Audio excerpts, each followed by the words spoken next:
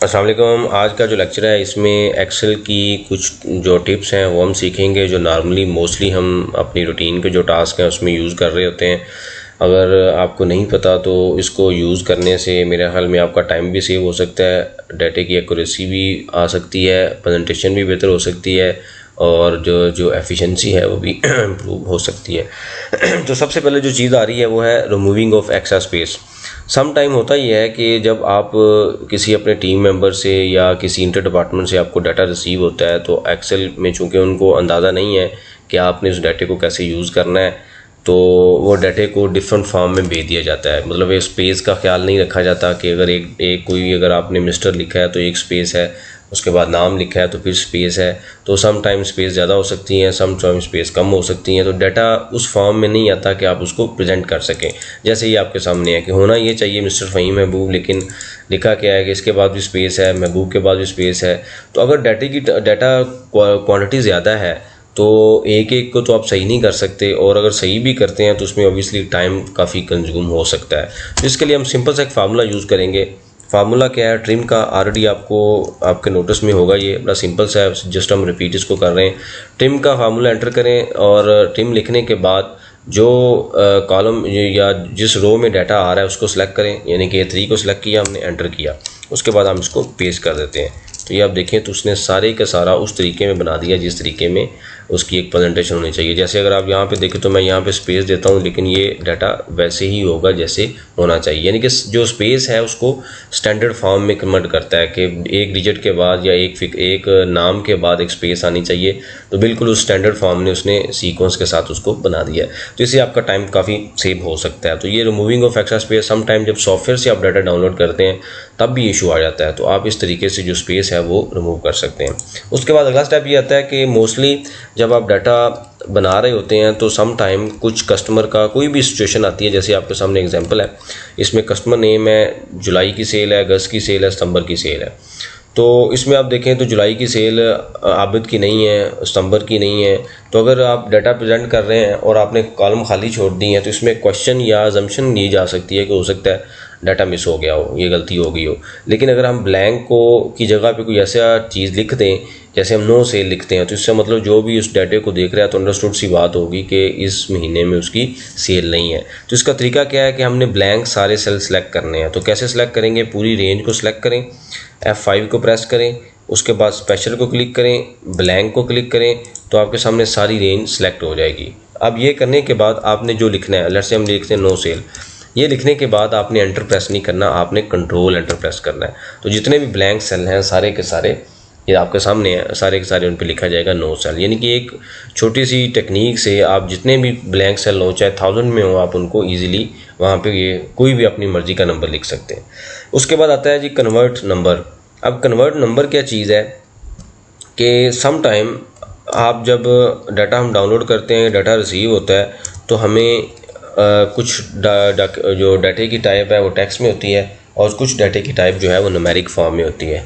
तो अगर for example हमने आपके सामने डाटे की क्वांटिटी ज़्यादा है और हमने उसको न्यूमेरिक फॉर्म में क्लिक करना है, तो हम जो सम टाइम हम यूज़ करते हैं, हम क्या करते हैं कि यहाँ पे आके कॉमे को अगर प्रेस करते यूज़ करते हैं तो वो उसको कन्वर्ट नहीं करता। क्यों कन्वर्ट नहीं करता? क्योंकि उससे सामने एक ये छोटा सा कॉमा नज़र आ रहा है आपको, जिसकी वजह से डाटा कन्वर्ट नहीं होता। तो अगर जब सम टाइम जब सिस्टम से डाउनलोड डाटा किया जाता है तो फिर भी ये इशू आ जाता है।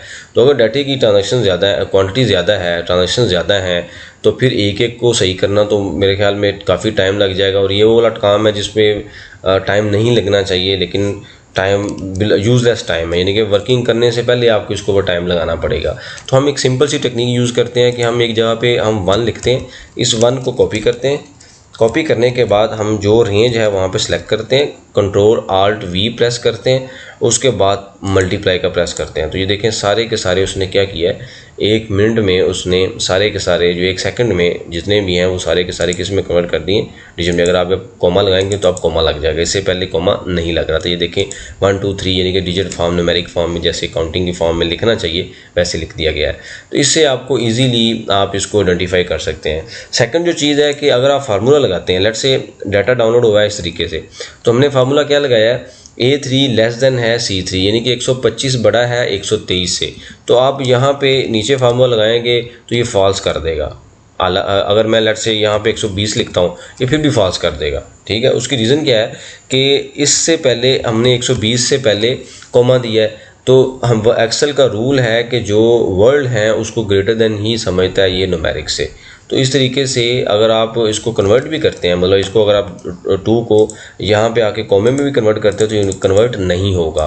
तो इसका तरीका क्या है कि जैसे अभी हमने सीखा है, हम 1 को कॉपी करेंगे, कॉपी करने के बाद हम इसको मल्टीप्लाई कर देंगे तो ये कन्वर्ट हो जाएगा। ठीक है, इस तरीके से हम इसको अज्यूम कर सकते हैं, इस तरीके से हम इसको मतलब कि जो नंबर है उसको, टेक्स्ट है उसको नंबर में कन्वर्ट कर सकते हैं। अब अगला क्या कॉलम आता है, अगली जो चीज़ क्या है, रिमूव डुप्लीकेट्स। तो रिमूव डुप्लीकेट करने के बड़े सिंपल सा और बड़ा बेसिक्स है, मेरे ख्याल में हर बंदे को ये क्लियर है। तो इसके 2 तरीके हैं। एक तरीका क्या है कि आप सारी रेंज को सिलेक्ट करें, होम पे आएँ, कंडीशनल फार्मेटिंग पे आएँ, न्यू रूल पे जाएँ, और ये आ रहा है फार्मेट ओनली यूनिक और डुप्लीकेट। तो फार्मेट पे क्लिक करें, यहाँ पे आप कोई भी कलर देते हैं, लेट्स से हम ये कलर देते हैं तो ये डुप्लीकेट, उसने फ़हीम भी डुप्लीकेट है, आबद भी डुप्लीकेट है। एक तरीका तो ये है। दूसरा तरीका क्या है कि आप इसको जो डुप्लीकेट है यहाँ से आप करके आप इसको उड़ा सकते हैं। मतलब मैं इसको उड़ा देता हूँ, इसको उड़ा देता हूँ, तो बाकी सारे क्या होंगे, यूनिक रह सकते हैं। मतलब इसको मैं उड़ा देता हूँ, आबद को उड़ा देता हूँ, तो बाकी सारे यूनिक रह जाएंगे। लेकिन ये अगर डाटा ज़्यादा है तो फिर ये ऑब्वियसली टाइम कंज्यूमिंग टास्क है। तो उसके बाद है क्या है, दूसरा इसका तरीका क्या है कि सारी रेंज को सिलेक्ट करें, उसके बाद डाटा पे आएँ, ये आ रहा आपके सामने साइन रिमूव डुप्लीकेट। तो करंट सिलेक्शन, इसको क्लिक करें तो क्या करेगा, ये सबको रिमूव कर देगा। उसने रिमूव कर दिया तो कलर भी ख़त्म हो गया। तो ये एक सिंपल तरीका है, ये मेरे ख्याल में सबको क्लियर होगा। उसके बाद आता है जी हाईलाइट एरर। अब ये आपके सामने एग्जांपल है, एक सेल है, इंसेंटिव है, टोटल सेल है, परसेंटेज ऑफ सेल है, कस्टमर नेम है।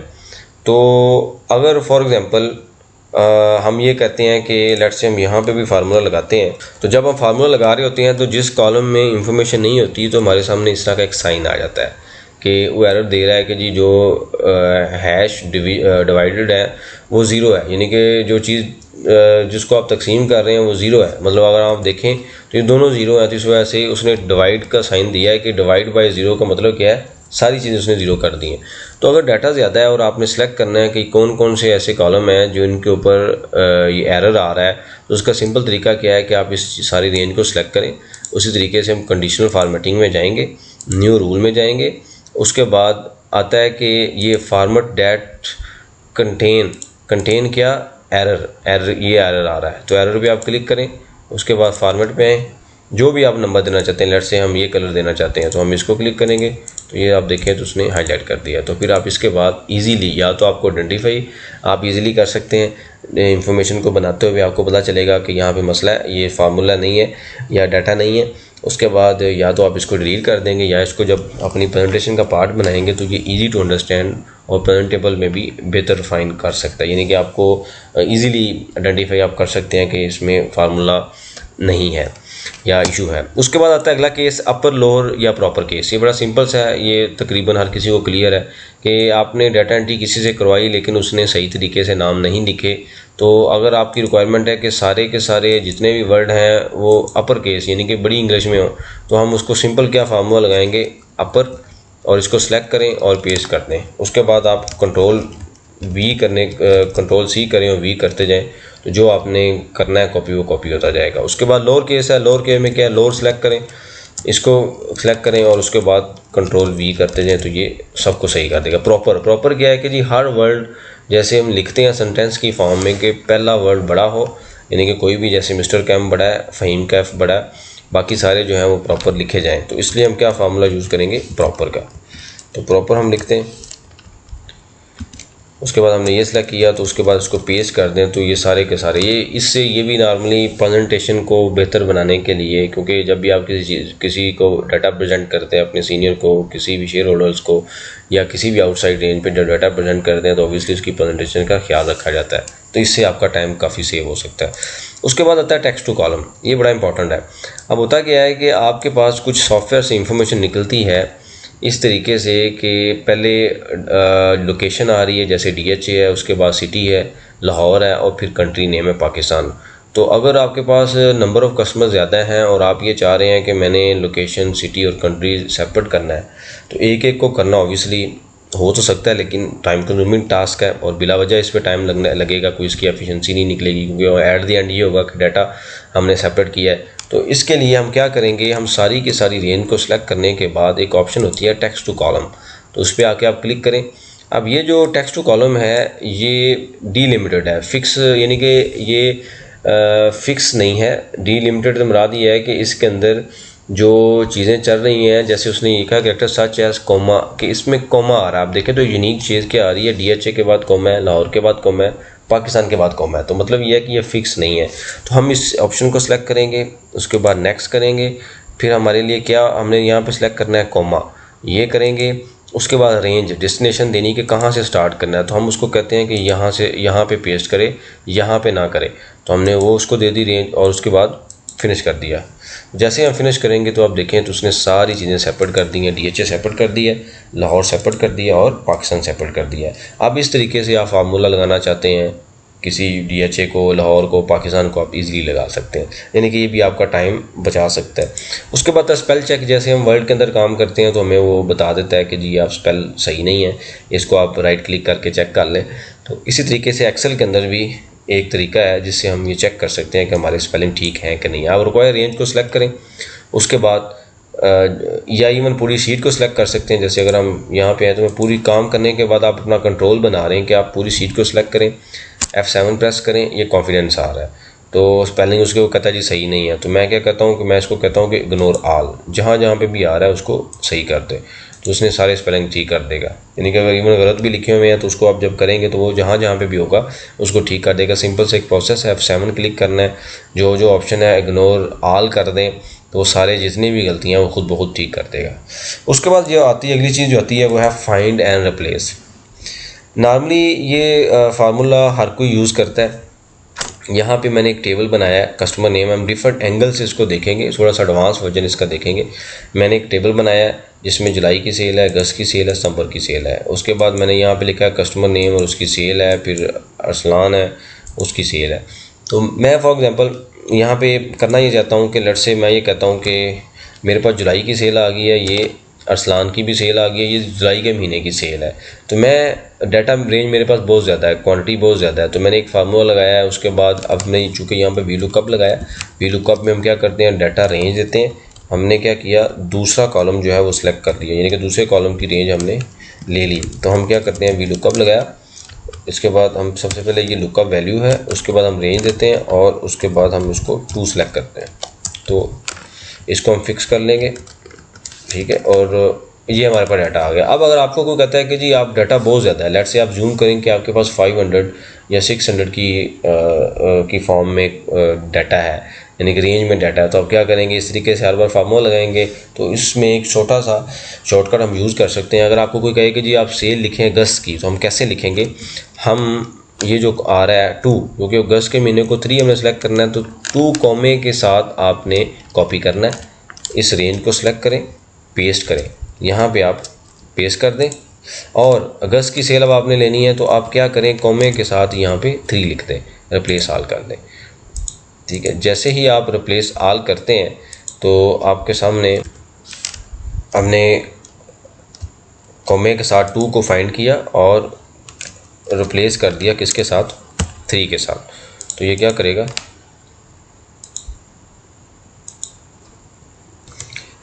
ठीक है, इसमें वो रेंज थी। अब दोबारा हम करते हैं, इसको हमने सेलेक्ट किया।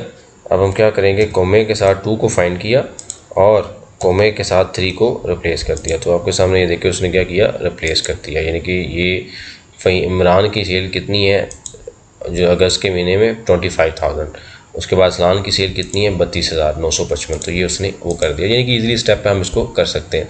दूसरा जो हम फाइंड के अंदर ऑप्शन यूज़ कर सकते हैं वो क्या है, फॉर एग्जांपल हम ये करते हैं कि हम लेट्स से मैं यहाँ से इसका जो ख़त्म करता हूँ, तो हम ये कहते हैं कि जी ये वाला जो फॉर्मेट है ना, ये पूरी जो सिलेक्शन है ना, वहाँ पे हम ये फॉर्मेट सारे का सारा हम फॉर्मेट यहाँ पे जो भी हेडिंग हम सेलेक्ट करते हैं वहाँ पे ये पेस्ट हो जाए। तो हम क्या करेंगे, उसी तरीके से इसको कंट्रोल F किया हमने, ऑप्शन में गए, अब आएंगे फॉर्मेट के अंदर, चूज़ फॉर्मेट।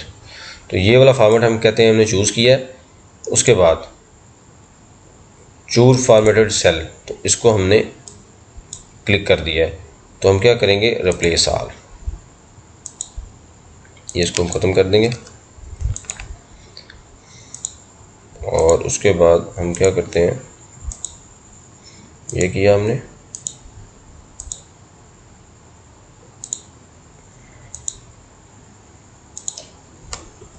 तो हम क्या करते हैं कि हम ये कहते हैं कि ये जो हेडिंग है ये सारी की सारी ख़त्म हो जाए। तो हम रिप्लेस में कंट्रोल F किया हमने, रिप्लेस में हम आए और उसके बाद हम क्या करेंगे कि क्लियर पहले हम कर लेते हैं सारे फॉर्मेट। ठीक है, हम ये कहते हैं कि चूज़, ये हमने सेलेक्ट चूज़ किया, रिप्लेस विथ दिस तो रिप्लेस। तो ये देखें जितने भी फॉर्मेट होंगे ये सारे के सारे वो इसी तरीके से, अगर कॉपी करना है फॉर्मेट तो इस तरीके से हम कॉपी कर सकते हैं। मतलब आपके पास नंबर ऑफ़ फॉर्मेट्स हैं और आप ये चाहते हैं कि जी सारे इस तरीके से हो जाए, तो आप उस रेंज को सिलेक्ट करें, तो सारी उस रेंज के अंदर जितने भी फॉर्मेट हैं वो उस तरीके से, बजाय कि आप एक एक को कॉपी करके पेस्ट करें या यहाँ पे फॉर्मेट पेंटर को क्लिक करके पेस्ट करें, आप उसको वन टाइम रिप्लेस कर सकते हैं। तो ये कुछ एक्सेल की टिप्स थी जो रूटीन में हम यूज़ कर रहे हैं, और कुछ लोग अगर नहीं यूज़ कर रहे हैं तो उसको लाजमी फॉलो करें। कहीं ना कहीं ये हमारी ज़रूर हेल्प करेंगे, इससे हमारा टाइम भी बचेगा, एफिशिएंसी भी बढ़ेगी, और इसके अलावा जो हमारी प्रेजेंटेशन है वो भी बेहतर हो सकती है। चैनल को लाजमी लाइक करें, अगर कोई क्वेश्चन है तो कमेंट्स बॉक्स में मेंशन करें, और इसके बाद फर्दर एक नई वीडियो इसके ऊपर एक्सेल टिप्स के ऊपर मैं बनाऊंगा कल, जिसमें हम मज़ीद इसके ऊपर डिस्कशन करेंगे। Thank you very much.